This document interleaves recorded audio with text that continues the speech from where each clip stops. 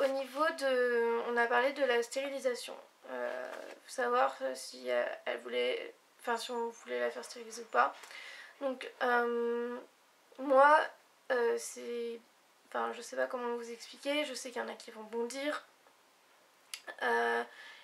J'aimerais bien, j'aurais bien aimé, et je pense que ça sera pas possible, donc je vais vous expliquer pourquoi, mais qu'elle ait une portée de chaton et qu'on la fasse stériliser ensuite. Ça c'était mon idée, et parce qu'en fait je suis très comment dire, je suis très genre arbre généalogique, on va dire, très on va dire dans les familles, même si c'est pas un chat de race. Pour moi, c'est pas le fait que ce soit une race ou pas, en fait c'est pas ça qui compte, c'est le fait que bah je sais pas, mais par exemple pour Toby, et bah je sais que si j'ai un autre chien un jour il sera jamais comme Toby, et je sais que si Toby il avait fait des petits avec une chienne, et bah les petits n'auraient pas forcément été pareils que Toby, mais j'aurais bien aimé pouvoir avoir un chien de la descendance de Toby, parce qu'on a eu donc la grand-mère, donc on a eu Roxane qui était la chienne de mes cousins, donc de mon tonton. Roxane a eu Belle, donc la maman de Toby. Donc Belle qui a été la chienne, donc après qui a été la chienne de mes autres cousins, donc ma tati. Ensuite Belle a eu Toby. Et voilà, après Toby n'a pas eu de petit, enfin, voilà, par la force des choses, enfin, voilà, mais il a pas mis d'autres chiennes en... il a pas fait d'autres petits avec des chiennes. Avec, enfin, je veux dire, il y a pas de chiennes qui ont eu des petits avec lui. Et c'est quelque chose que je regrette vraiment beaucoup, parce que, bah voilà, en fait, j'aurais voulu avoir un... Pour moi, ça aurait été un souvenir et la continuité je sais pas comment vous expliquer en fait ce que j'essaye de vous expliquer, mais de la famille en fait de Toby, et, et du coup ben, pour Mimi j'avais envie de faire un peu ça, d'avoir vu qu'on connaît entre guillemets un peu sa grand-mère, parce qu'on sait à peu près qui c'est, on sait à peu près parce que la pine, il faut savoir, donc c'est 3 chatons qui ont été abandonnés dans le jardin de ma génitrice. Donc au passage, la personne qui a abandonné les chatons dans le jardin de ma génitrice, quelle merveilleuse bonne idée, hein, génial. Bref, passons. Donc 3 chatons ont été abandonnés dans le jardin de ma génitrice. Donc Lapine, donc la maman de Mimi, et 2 autres chats. Donc, bref. Donc ensuite, voilà, donc Lapine a eu Mimi, et donc ses frères et sœurs. Et du coup, j'aimerais bien que Mimi, elle ait des petits, pour avoir, voilà, pour qu'on garde un petit, qu'on donne les autres, mais voilà, que ce soit préparé, et pas qu'on les abandonne comme ça. Non, je suis pas comme ma génitrice, enfin voilà. Je sais que moi je sais que si je veux qu'elle ait des petits, c'est pas pour les abandonner comme ça, même si c'est clair qu'on ne pourra pas les garder, forcément je sais. Si elle en a 4 ou 5, on ne pourra pas tous les garder, c'est clair. Mais donc forcément c'est une sorte d'abandon, mais c'est pas forcément les abandonner comme ma génitrice voulait le faire, c'est-à-dire aller les donner au vétérinaire pour qu'il les tue. Non, c'est pas du tout ça, c'est se préparer à l'avance. Dès lors que Mimi aurait été pleine, commencer à trouver à essayer de chercher des personnes, et enfin bref, pour ceux qui me connaissent sauront comment je fonctionne à peu près, mais en gros j'aurais été vraiment très pénible dans le choix des personnes à qui j'aurais donné les petits. Enfin bref, voilà, ça aurait été toute une organisation, je les aurais pas donnés à n'importe qui, et j'aurais voulu garder contact après, et enfin avoir des nouvelles, et voilà. Bref, c'est pas Donc après, voilà, donc je sais qu'il y a... je suis en train de me mélanger dans ce que j'essaie de vous dire. Mais voilà, donc je sais que voilà, après il faut caser les petits, il faut trouver des solutions, voilà. Mais le problème c'est que de toute façon, Mimi, il y a deux risques. Donc le premier c'est parce que justement sa taille, donc c'est pour ça que je vous ai parlé en premier de sa taille. Comme elle est trop petite, enfin comme elle est petite, elle est trop petite pour avoir des petits. Et en fait, si elle en a 5, ça pourrait aller. Parce que du coup les petits seraient plus petits, enfin forcément ils auraient besoin de place, donc ils seraient... comment dire, je vais essayer de vous expliquer un peu comme il m'a expliqué vétérinaire, mais je me rappelle pas ses mots exacts.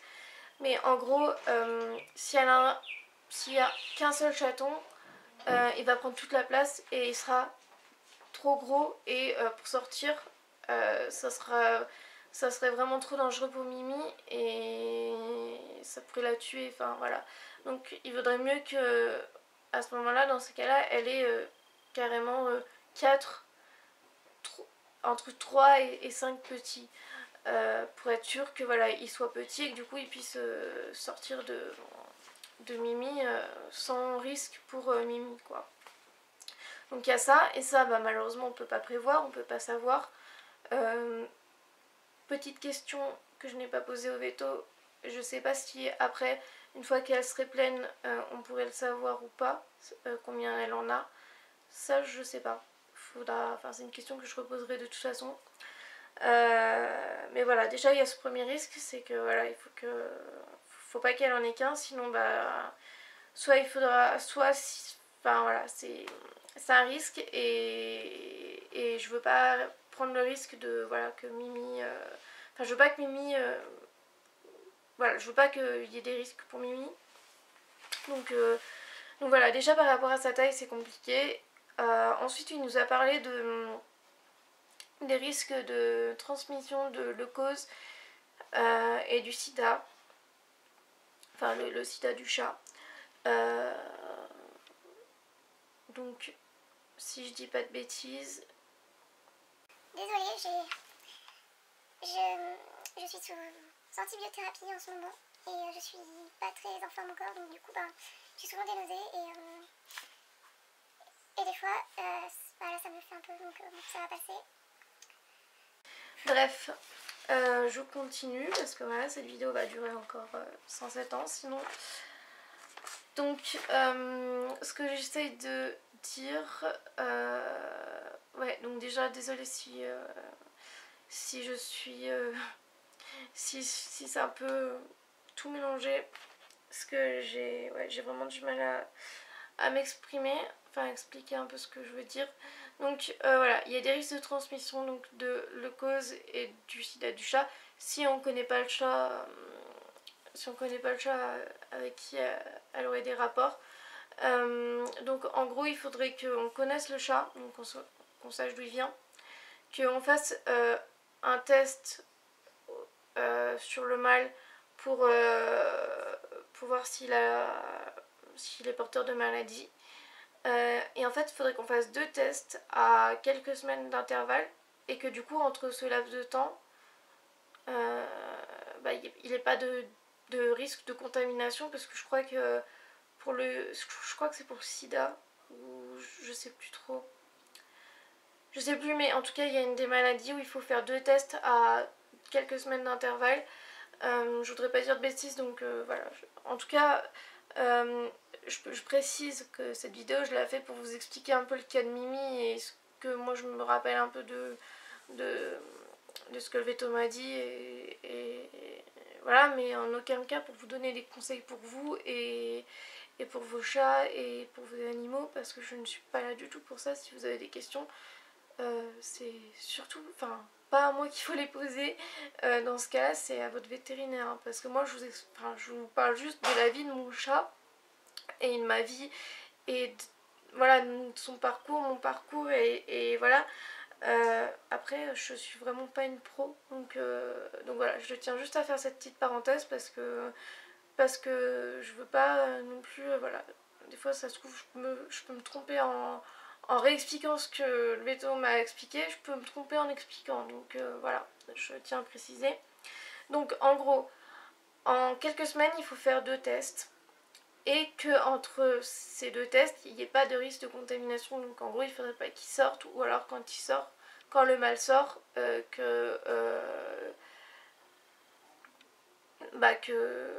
comment dire, être surveillé, quoi, être sûr voilà, qu'il ne voie pas d'autres chats, ou que, je dis ça parce que Mimi, c'est facile de la surveiller quand elle est dehors vu qu'elle va pas loin et tout, mais bon, un chat en général quand il sort, il sort. Enfin, je veux dire, si on compare Mimi à Iris, Iris quand elle est dehors, elle fait sa vie, elle. Donc voilà. Donc ce qui est déjà un peu compliqué, sachant que déjà on ne connaît pas forcément de personnes qui ont un mâle. Donc voilà, après ça c'est pas trop un problème parce que voilà, je peux toujours mettre enfin chercher sur internet, voilà, je sais, il y en a qui font ça pour des chats de race, et encore une fois, moi c'est pas le problème de la race ou quoi, mais je sais que c'est possible, voilà, de mettre une annonce comme quoi je cherche un mâle pour faire des petits avec Mimi. Mais voilà, en gros, il faudrait donc que le mâle il ait ces 2 tests pour être sûr qu'il ne soit pas porteur de maladie, pour pas qu'il contamine Mimi et pas que les petits soient contaminés. Voilà, en gros, tout ça pour dire ça. Il faudrait que Mimi passe le test aussi parce que Mimi n'a jamais été testée. Lapine, sa maman, n'a jamais été testée, je pense. Donc on ne sait pas si elle est malade, si elle est pas malade. Enfin, elle est pas malade, mais on ne sait pas si elle est porteuse de quelque chose ou pas, si elle a pu le transmettre à ses petits ou pas. Il y a une des maladies qui se transmet par la salive, je crois. Donc au niveau des croquettes par exemple, voilà, donc Mimi aurait pu depuis le temps le transmettre à Iris, sans toutefois encore une fois, que ça se déclare par exemple, parce que il y a une des maladies, ou les deux, je sais plus, elles peuvent l'avoir sans être malades et sans qu'on le sache en fait, et il n'y a que au moment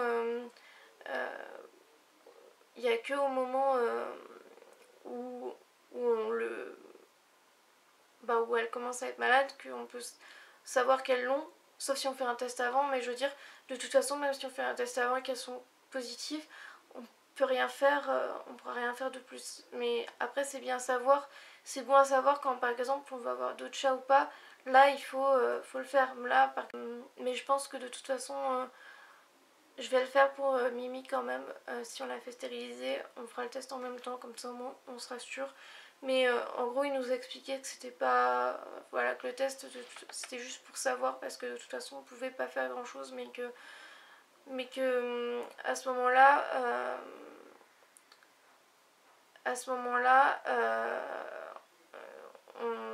C'était bien de le savoir quand il y a d'autres chats qui sont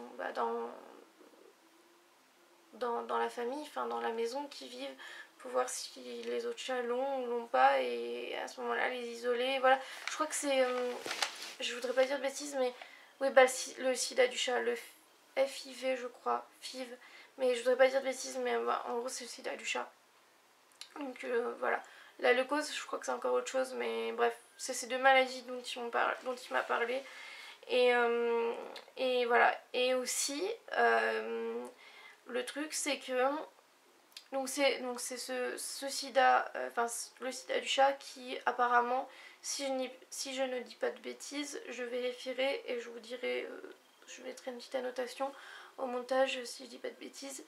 Enfin, si je dis une bêtise, je rectifierai, je me renseignerai entre temps, mais si je dis pas de bêtises, c'est le sida qui est transmissible par la salive et,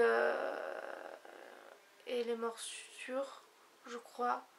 Donc s'il y a morsure par exemple, aussi au niveau de entre le mâle et Mimi, si elles font des petits par exemple, enfin s'ils font des petits, et bah il y a un risque voilà de transmission.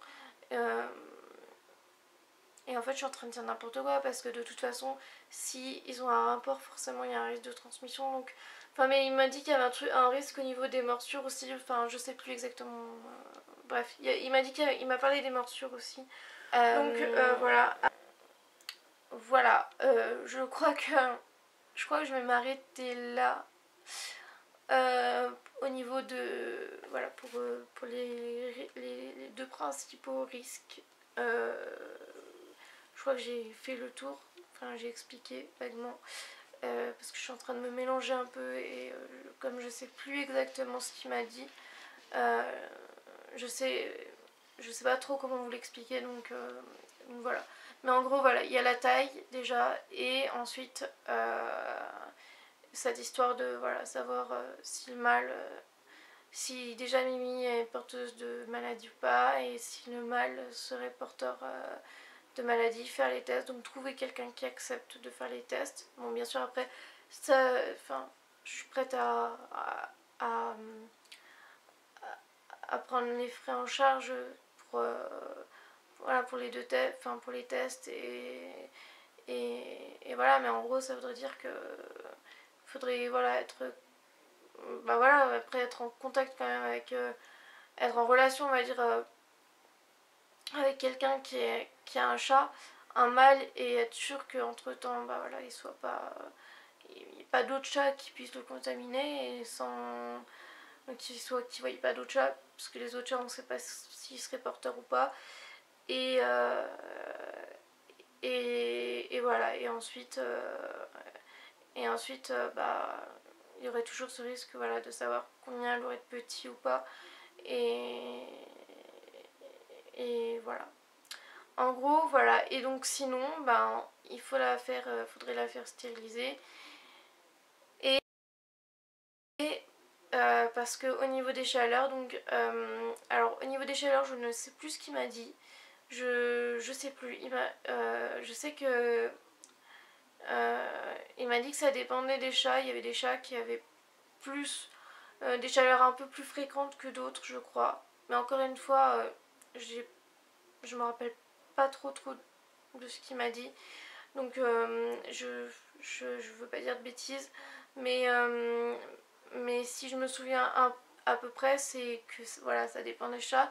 Après si elle a des chaleurs trop fréquentes par exemple, ça peut vouloir dire qu'elle a aussi enfin qu'elle peut avoir quelque chose de pas normal, enfin une maladie ou un problème qui lui amène régulièrement des chaleurs et qui sont pas forcément normales, donc donc donc du coup bah après des chaleurs trop fréquentes, et même en général les chaleurs, oui enfin voilà, surtout les chaleurs trop fréquentes, mais en général après toutes les chaleurs au bout d'un moment ça peut ça peut ça peut avoir des conséquences on va dire un peu sur mais en gros voilà, il y a des risques que ça lui développe des maladies, que ça lui déclenche enfin voilà quelque chose au niveau de ses ovaires je crois, enfin ou de son utérus pardon,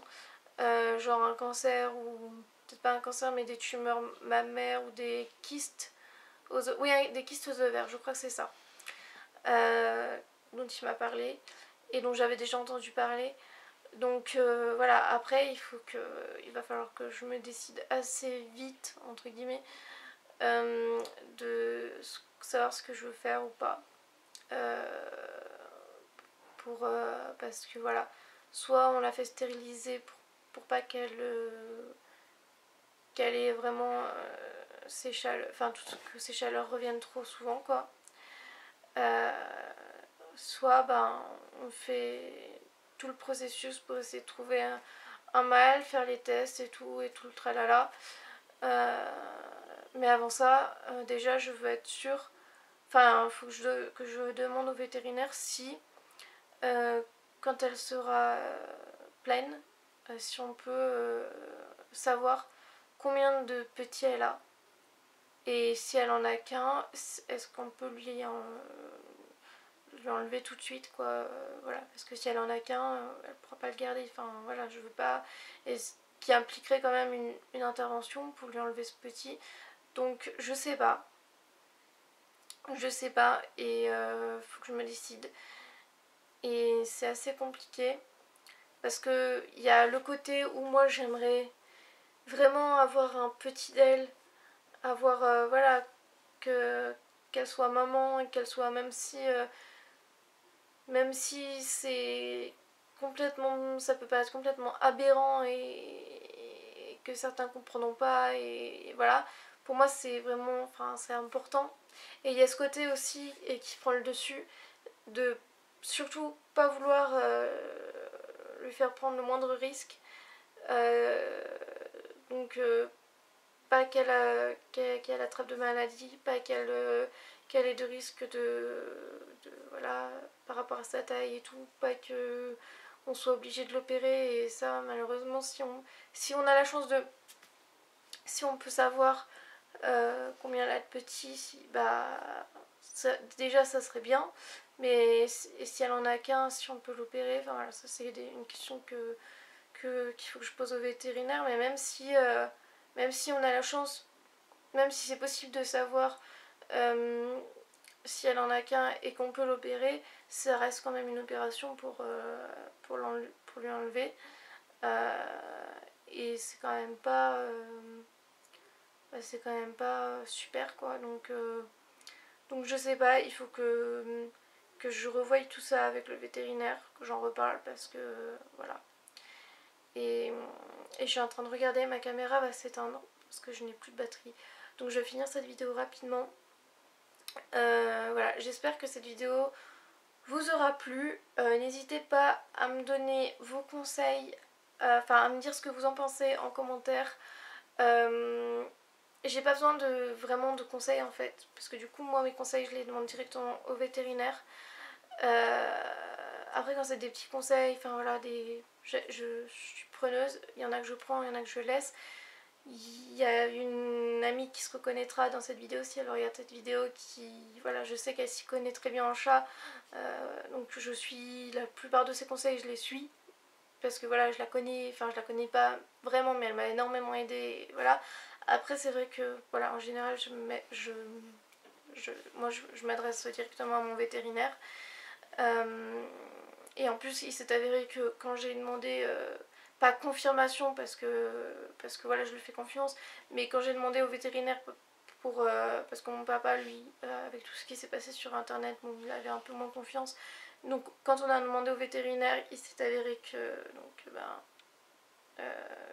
elle avait, enfin voilà, ça correspondait bien entre ce qu'elle m'avait dit et ce que le vétérinaire nous a dit. Donc voilà, j'ai totalement confiance. Mais c'est vrai que voilà, en général, voilà, je demande au veto ou à mon ami en question.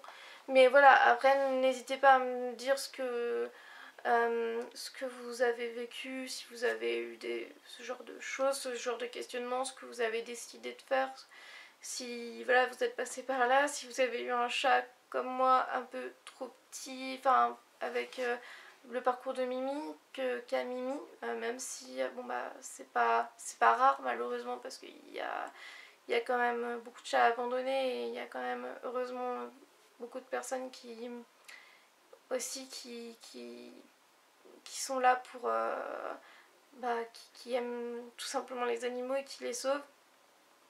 Et donc si vous passez par là et que vous en faites partie, et que voilà, vous avez des astuces ou des choses comme ça, bah voilà, n'hésitez pas à me dire. En attendant, je vous referai une vidéo dans quelques temps pour savoir, enfin pour vous dire ce que j'ai décidé. Voilà, comment ça, si on l'a fait stériliser, comment ça s'est passé, ou comment ça va se passer. Je sais pas comment je ferai, si je ferai une vidéo avant, si je ferai après, enfin on verra. Voilà, je vous dis à très bientôt pour une nouvelle vidéo, j'espère que ça vous aura plu, et je vous fais de gros bisous. À bientôt.